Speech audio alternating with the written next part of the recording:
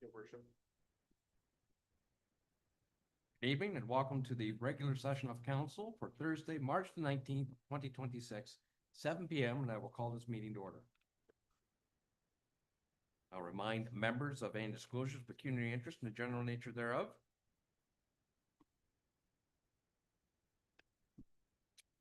Seeing none noted, I would note for the record that Deputy Mayor Weisler is absent this evening with notice.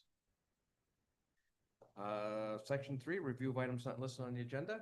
No additions tonight, Mr. Mayor. Section 4, announcements. Does anyone from council have any announcements for the evening? I have a speaker series coming up.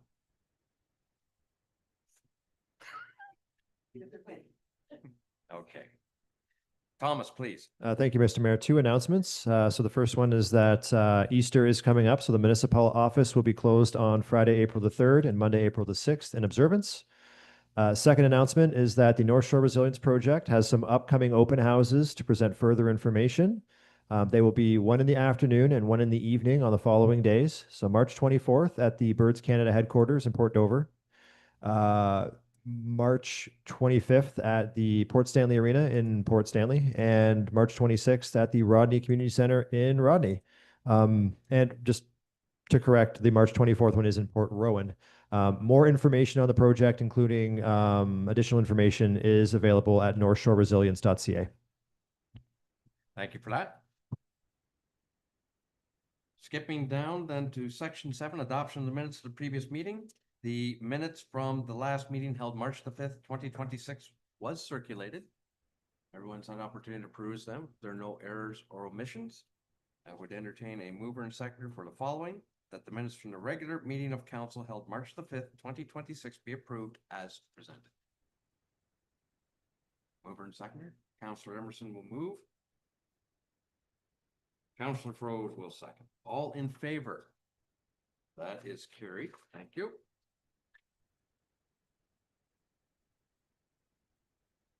Which brings us down to section 12, development services, sustainability and conservation. 12.1.1 to receive for information. Item A, notice of decision regarding minor variance application COA 0326 Van Dries. And item B, notice of public meeting regarding proposed zoning bylaw amendment ZBA 0326 Beach. Does anyone have any questions regarding this correspondence? Okay, then the motion would read that items 12.1.1A and B be received for information. Mover and seconder, please. Councillor Chilcott and Councillor Froese. All in favor? Carried. Section 13, finance and administration, 13.1 correspondence, and 13.1.1 to receive for information. We have 6 pieces this evening. Item A is from the City of Ottawa regarding the proposed new regulations under the Restricting Public Consumption of Illegal Substances Act. Item B from Rideau Lakes, concerns regarding Alto High-Speed Rail Project, Bill C-15 in the budget. C, Township of Southgate regarding support for Bill 21, Protect Our Food Act 2025. Item D, the Long Point Region Conservation Authority regarding their annual report and fiscal statements. E, County of Elgin regarding the council highlights dated March the 10th, 2026. And item F, Elgin County regarding the committee of the whole and council minutes from February 24th, 2026. Does anyone have any questions or wish to draw any item forward for further discussion or notation?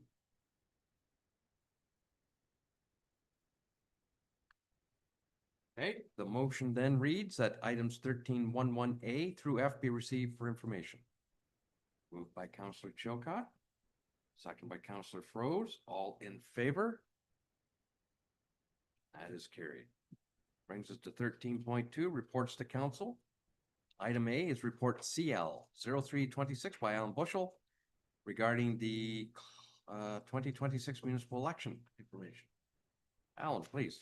Thank you, Your Worship. This report provides an overview of key dates, processes, and administrative preparations for the 2026 municipal and school board elections in Bayham. First, municipal elections in Ontario are held every 4 years, with 2026 being an election year. The clerk is responsible for administering elections and ensuring compliance with the Municipal Elections Act. Key election dates. Nominations open on May 1st, 2026. Nominations close on August 21st. Certification of nominations must be completed by August 24th, and the election day is October 26th, 2026. Advanced voting is planned between October 17th and October 24th, with multiple opportunities for voters to cast ballots ahead of the election day. In relation to voting methods, council has approved a paper-based vote anywhere system with a live voter list. This means voters can cast their ballots at any poll regardless of the ward, and that the municipality will continue using traditional ballots rather than online voting. Voting locations on election day will take place at 3 main locations, one in each ward, including the Lighthouse Gospel Church, which is Ward 1, Stratfordville Community Center, which is Ward 2, and Corinth Community of Christ Church at Ward 3. All locations have been reviewed for accessibility, and we are prepared to make adjustments if required. This is inclusive of a backup location at the Stratfordville Evangelical Mission Church in the case of a construction delay at the community center, which we're not foreseeing at this moment. This report also highlights under the Municipal Act that may restrict council decisions during certain periods of the election year, known as the lame duck period. If triggered, council cannot hire or dismiss staff, dispose of property over $50,000, or approve major expenditures over $50,000. To maintain operational success, it is recommended that the authority be temporarily delegated to the Chief Administrative Officer during this period. To maintain compliance and oversight, a joint compliance audit committee will be established to review potential violations of campaign finance rules. This is legislative requirement and will be coordinated by the county. As for candidate information and public engagement, several candidate information sessions as well as public Q&A events are scheduled in March, April, and May to support individuals interested in running for office and to inform the public. An upcoming date that you should keep in mind is May 27th at 6 p.m. where the March 27th at 6 p.m. where the Ministry of Municipal Affairs and Housing will be hosting a candidate information center session at the Elgin, at the East Elgin Community Center complex at 31 Talbot Street West in Elmer. So with this report, there is a recommendation that we receive it for information and proceed with a bylaw to delegate the authority during the lame duck period. And as a summary, the municipality is well prepared for the 2026 election with clear timelines, established voting methods, and a governance measures to place to ensure smooth, accessible, and compliant election process. Thank you, Your Worship. All right, thank you very much for that report, Alan. Does anyone have any questions? Thomas. Just a quick comment. The session on March the 27th, the East Elgin Community Complex, it will start at 7 o'clock. We will have a drop-in session here in the Trackless Lounge in early May. That will start at 6, and we'll have more information posted on the website in the coming weeks. All right, thank you very much. Again, if anyone's interested, attend and learn more about it. Alan, I guess I'll ask the question, and I think I know the answer to this, but it's for our viewers and for the gallery. Could you explain briefly what a lame duck period is and how it comes about? Thank you, Your Worship, and through you to council and the public. A lame duck period is when we don't have enough people registered for the election to have the possibility of a majority for a decision, meaning that the next election will be a majority of people who are new. Mm-hmm. So there's no continuality program. So what we want to do is have a neutral person make decisions in that period. Well, thank you for that.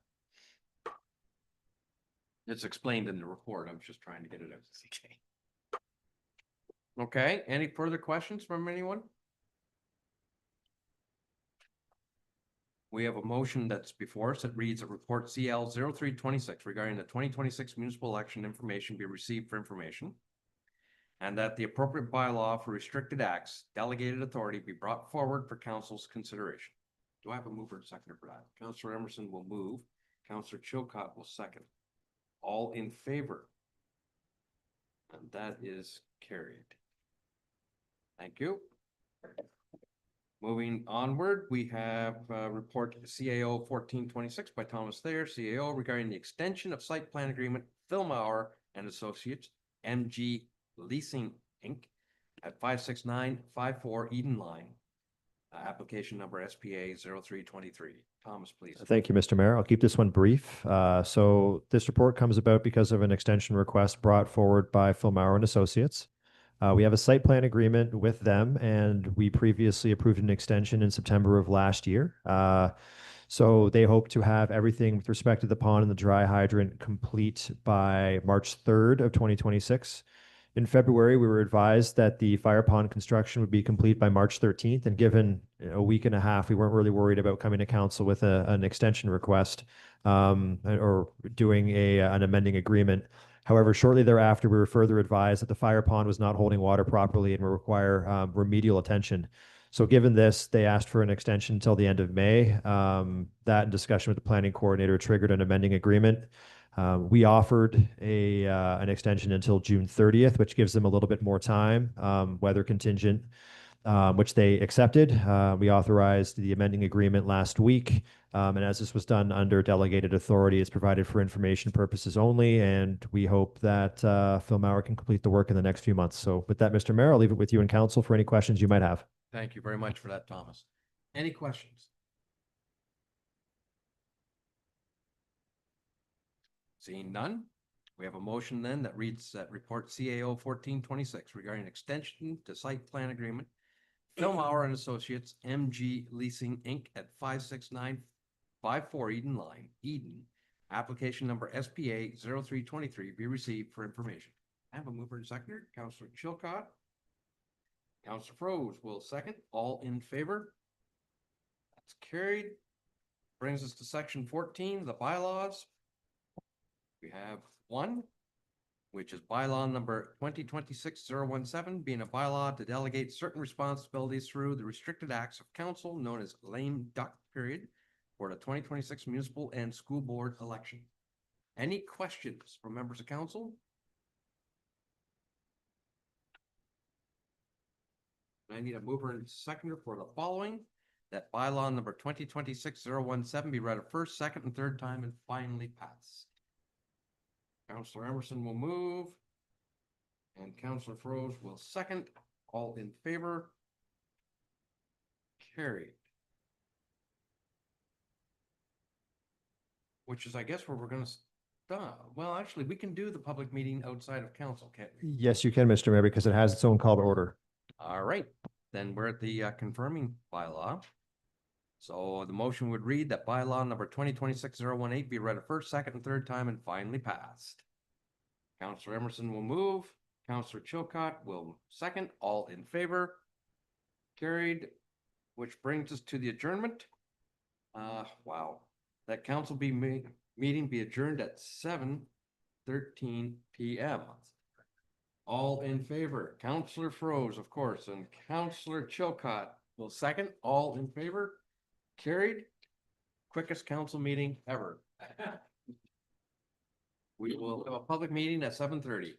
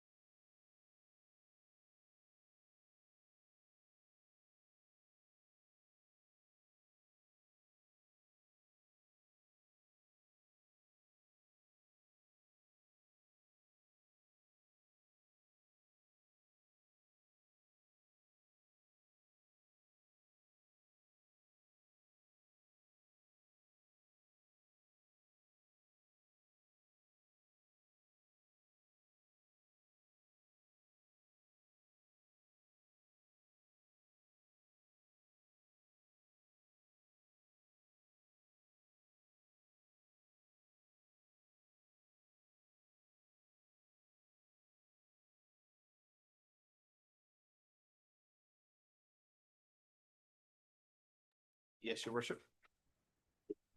Good evening and welcome to the statutory planning meeting for Thursday, March 19th, 2026, 7:30 PM. And I will call this meeting to order. Remind members of any disclosures of pecuniary interest and the general nature thereof. Purpose of this evening is to deal with a proposed zoning bylaw amendment, ZBA 0326 Beach at 55695 Light Line. Purpose of this bylaw amendment is to rezone the subject property from an agricultural 1A1 zone to a site-specific agricultural A1 XX zone to permit a dog kennel.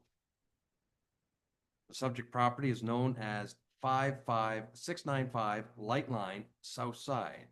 The effect of this bylaw is to permit the use of an existing barn on a subject lands to be used for a dog kennel.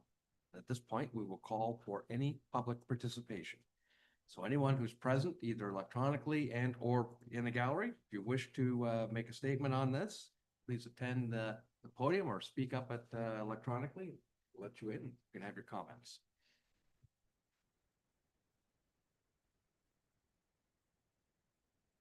Hello, my name is Deanna Beach, and I am the owner of Turtle Pond Golden Retrievers. I've been made aware of some concerns that a neighbor has expressed about our kennel. The first concern was about barking. My understanding was that barking had not become a problem up to this point, but we do have measures in place to reduce the amount of barking that we get from the dogs. And we're also, every time our dogs are barking, they're usually trying to communicate with us. And so we try to meet their needs so that we can reduce the barking as much as possible. If they've been fed on time and things like that, they're usually pretty quiet. And I do training with them to encourage them to be quiet and sit when they want something from us. So we're well aware of that and very concerned with that. We certainly don't want to disturb our neighbors. The other concern was about the ethics of breeding. Turtle Pond is a very ethical breeder. We do 5 different health tests on every dog before we breed them.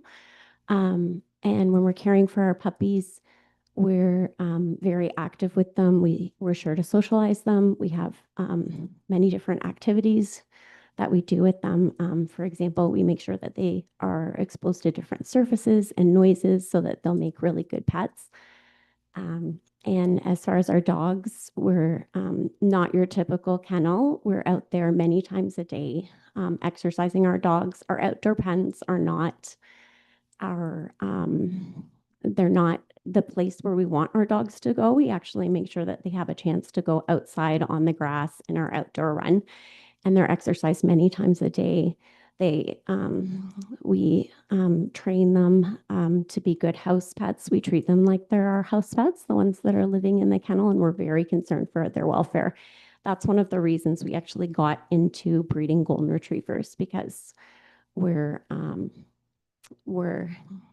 very aware of some of the breeding practices that have gone on in the past, and we certainly don't want that to happen with our dogs. We're keeping them clean, making sure that they have a lot of enrichment activities. We provide bones for them to chew on, play fetch with them. We're teaching them to sit, to walk nicely on a leash, all of the things that you would want your pet to do, we're training them to do, and spending time with them. That takes a lot of our time, actually. And we are hoping to provide employment in the future in the area, to hire someone to help us in the kennel as we expand. I'm not sure I have anything else to say, but I'm not sure. Are you allowed to ask me questions, or? Typically, this is for the public to ask Okay. questions. The bylaw would be brought forward to council at a future consideration. Okay. Okay. Thank you. Thank you. Anyone else from the public wish to speak?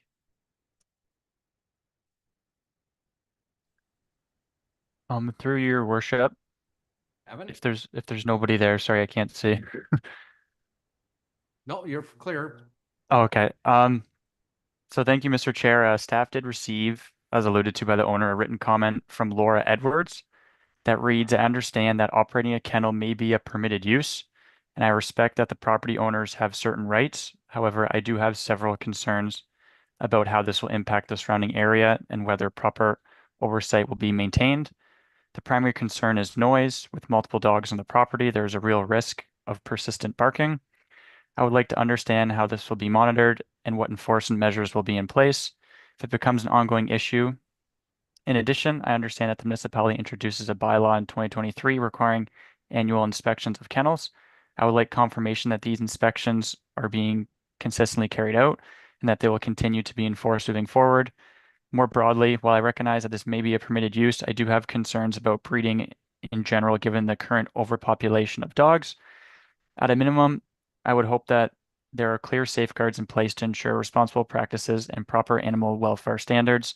Overall, I'm not opposed to lawful use of the property, but I am seeking for assurance that appropriate regulations, enforcement, and oversight will be in place to protect both the community and the animals. Thank you, Mr. Chair. Thank you. Mark, just to you, these comments would be included in the report coming to council and possible strategies for mitigating some of those concerns. Thank you. That was affirmative, so thank you. Anyone else wishing to speak?